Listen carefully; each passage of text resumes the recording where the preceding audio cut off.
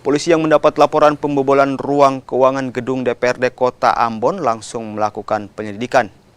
Dari hasil penyelidikan, polisi menangkap 1 orang pelaku yang merupakan aparatur sipil negara yang bekerja di gedung DPRD Kota Ambon.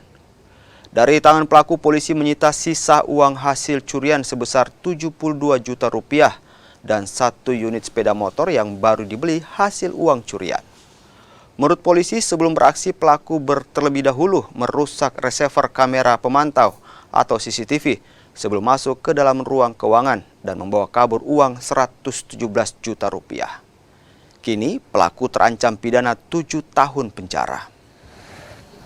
Nah, setelah selesai olah TKP, dimintai keterangan terhadap anggota PNS maupun Satpol PP, dan kemudian terduga pelaku langsung mengaku bahwa dialah yang membobol